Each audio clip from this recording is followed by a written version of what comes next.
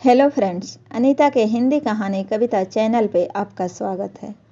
आइए मिलते हैं एक सत्य घटना से कहानी के रूप में। अर्चना और अनुज बहुत अच्छे दोस्त थे। स्नातक की डिग्री दोनों ने साथ में हासिल की। कुछ दिनों के बाद अनुज ने अपना बिजनेस शुरू किया। इधर अर्चना ने भी एक स्कूल में टीचर की नौकरी कर ली। अनुज अपने भाई बहनों में सबसे छोटा था, इसलिए उसके कंधों पे परिवार की कोई जिम्मेदारी नहीं थी। वहीं दूसरी तरफ अर्चना अपने परिवार की बड़ी लड़की थी। उसके कंधों पे एक भाई, एक बहन तथा पिता की जिम्मेदारी थी। अर्चना की माँ बचपन में ही चल बसी और पिताजी भी हमेशा बीमार ही रहते थे। अर्चना स्कूल से आने के बाद ट्यूशन क्लास भी लेती थी। समय बीतता गया। एक दिन अर्चना स्कूल जाने के लिए घर से निकली और कुछ दूर गई ही थी कि सामने से एक कार आती दिखाई दी। अर्चना एक तरफ खड़ी हो गई। तभी कार का दरवाज़ा खुला और अनुज गाड़ी से बाहर निकला। हाय अर्चना, कैसी हो? अरे तुम, मैंने तो पहचाना ही नहीं। गाड़ी कब ली? बस कुछ दिन पहले। और हाँ, मोबाइल भी ले रखा है। एक अच्छा सेट लिया है, अनुज ने चहकते हुए कहा। अच्छी बात है कि तुमने सब कुछ नया नया ले लिया, अर्चना बोली। अर्चना, चलो मैं तुम्हें स्कूल तक गाड़ी से छोड़ देता हूँ।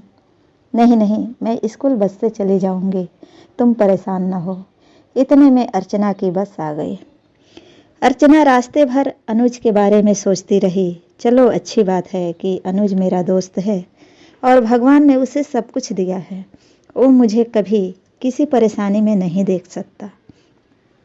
समय बीत रहा था। एक दिन अर्चना जैसे ही स्कूल के लिए निकली, पिताजी ने कहा, बेटा मेरी दवा ख़त्म हो गई है, आते वक्त ले आना। ठीक है पापा, कह के अर्चना चली गई। जैसे ही वो बस पे चढ़ी, अचानक उसे याद आया कि दवा का पर्चा तो घर पे ही है। अर्चना ने पर्स से मोबाइल निकाला। सोचा भाई को कॉल करके पर्चा मंगा लूँ।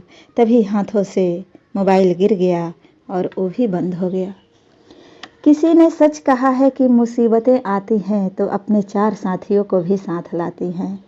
अर्चना बस से उतर गई और कहा, आप लोग जाइए, मैं कल से स्कूल आऊँगी, आज मेरी तबीयत ठीक नहीं है। थके कदमों से वो घर की तरफ चल दी।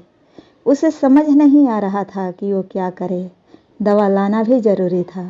फिर पर्ची लेकर जैसे तैसे वो दुकान की तरफ चल दी।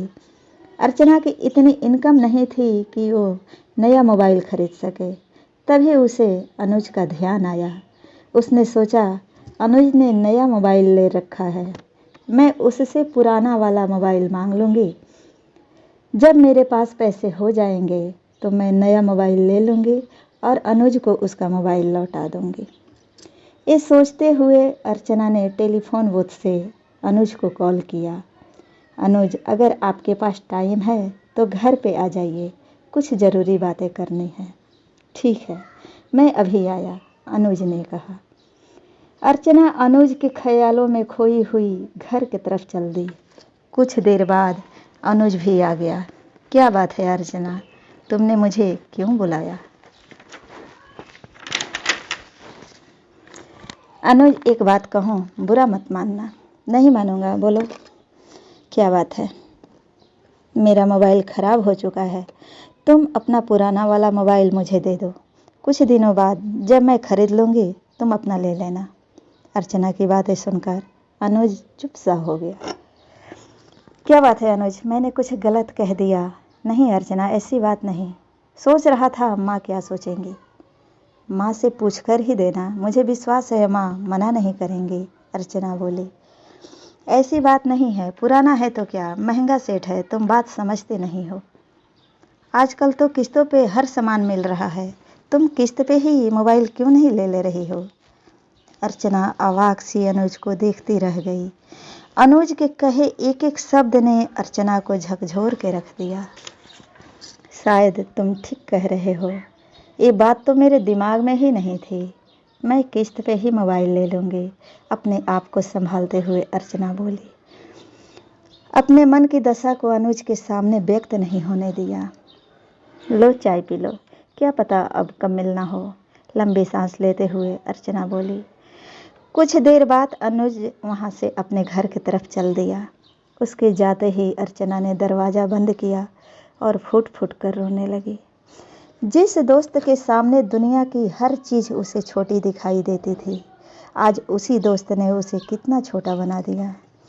बात सिर्फ मोबाइल की नहीं थी, बात किसी के विश्वास, किसी के जज्बात और समय की थी। जिस रिश्ते में हर एक चीज़ का मोल भाव होने लगे, वो रिश्ता रिश्ता नहीं रह जाता है। अर्चना और अनुज की दोस्ती ने आगे क्या मोड़ लिया, जानने के लिए अगली कड़ी ज़रूर सुनें। धन्यवाद।